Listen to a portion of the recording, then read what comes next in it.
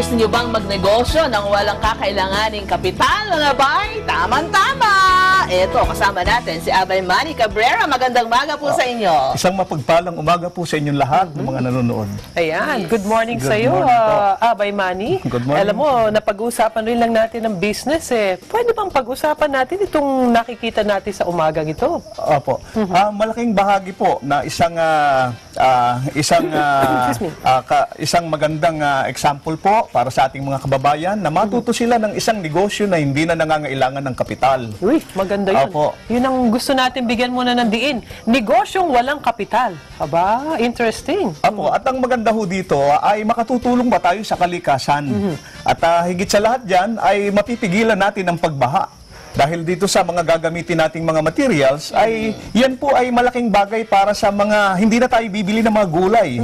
At dun lang sa atin sa house backyard natin, ay makapagtatanim tayo ng gulay sa pamamagitan lang ng mga plastic.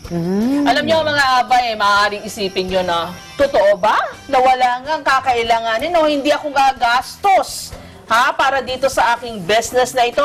Maaaring kung gagastos kayo, mga bay, ay napakakonti at napakaliit. Bakit kanyo? Sapagkat ang kakailanganin natin, bumili lang kayo ng seedlings. At hindi na rin dahil sa wala nga itong kapital, kayo po ay gumagamit halimbawa ng kamatis. Yun. Pigain nyo, may mga buto po yun, ay itanin nyo po sa mga ganito. Biruin sa nyo. paraang ganito, ay magkakaroon na kayo ng seedlings.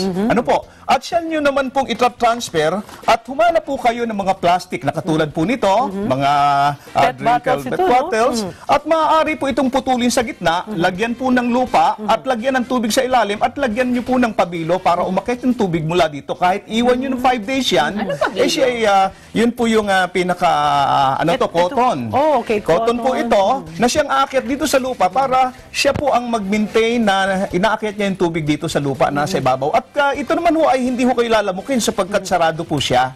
At pwede po ninyong lagyan ng alambre yan o ihangir. Kapag ito po ihinangir ninyo, ay ang maganda ho nito, katulad po itong pechay, 5 days lang po ito. Within 15 days, hindi na nyo na kailangan po ang gulay sapagkat meron na po kayong gulay.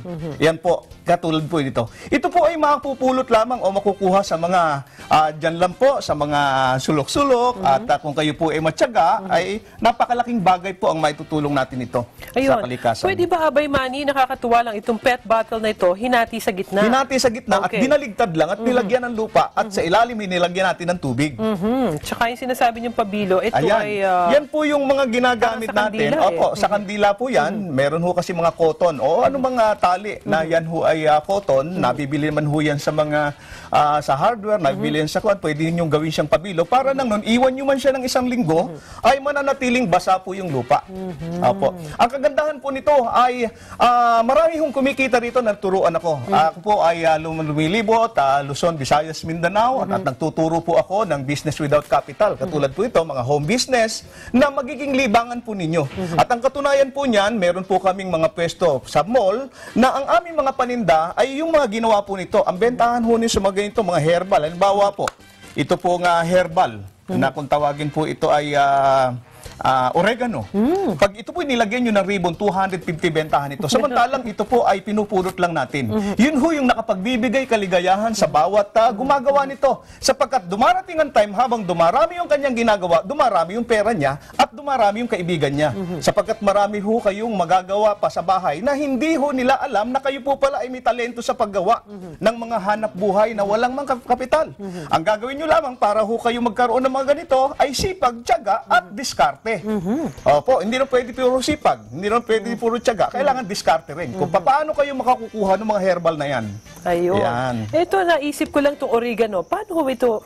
Saan ho nakukuha? Ang katunayan yan, yun yung sinasabi kong diskarte. Ang kapitbahay mo ay batiin mo lang, ang ganda naman ng oregano mo. Pwede bang Parang makahingi ng ganito, isa? ang ganda naman ng oregano Opo. mo. Ayan. Gumaganda Ibig po sabihin yan. sa akin na ito. Opo, sa inyo na yan. kita At niyo yan na? po'y dadami ng dadami. At madali, kahit nga po dahon yan itanim nyo, tutubo po siya. Yan ang kagandahan doon sa mga herbal po natin.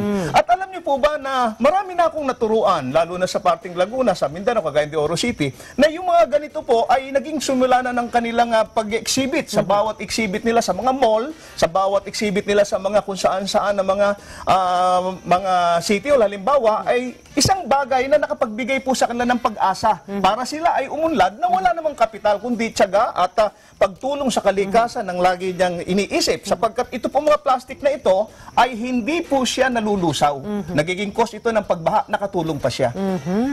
Ito ho ba, ito oregano, nakakatuwa, meron pang pechay, May meron petsa, pang... may sili po ito, may kamatis, no? At meron ho tayo ditong tawa-tawa. Ano? Ito po yung mga herbal, katulad po itong sili. Aba, hindi na po kayo kukuha pa ng sili kung saan-saan bibili. May dahon na po yan. Pagka kayo nagtinola, may lagyan nyo. Ito yung sinasabi ho namin, sana ay matutunan nyo po. Sayang yung mga plastic na itinatapon nyo lang. Hatiin nyo lamang po sa gitna yan at lagyan ng lupa at yung takip. Huwag nyo po butasan nyo yung takip para doon ay magkaroon siya ng tubig doon at siya mismo ang aakyat dito sa lupa. Mamimaintain niya na basa yung lupa. At sa paraang ito, meron na po kayong negosyo sa bahay po ninyo na hindi na nangangailangan ng kapital. At Teka muna, sabi nung mga abay natin, teka muna, totoo ba yung green thumb? Paano kung hindi, sabi nila hindi totoo yun, okay. Kung ako, halimbawa, na nandito sa siyudad, katulad ng ating mga abay, nakatira sa condominium, mga yan, just in case mga baya, hindi kayo marunong magpatubo. Oo. Meron na bang nabibiling ganito? Ito po ay siguro in Cancun, marami po itong nabibili mga seedlings po nito sa mga agriculture supply, meron din sa National Bookstore at meron din yan sa mga doon ho sa mga agri-supply, ang karamihan. 35 pesos po ay marami na. Kaya po pwede na kayo mag-start doon. Pwede na po mag-start doon. Alam niyo po ba na within 15 days may pera na kayo? Sa bawat isang pechay po ay 3 pesos. Sa 1,000 maitanim ninyo, may 3,000 po kayo sa bawat quincenas. Sapagkat 15 days lang po ito eh. Kung yung mga abay natin ay gusto pang magtanong, meron bang pwedeng kayong tawagan o puntahan na doon pwede nang makita sa YouTube yung pagtuturo nyo? Apo. Regular po, meron po akong seminar sa Star Mall Show, Boulevard. Meron ho ako doon at doon din ho sa Laguna. Meron po akong regular na pagtuturo sa mga barabarangay.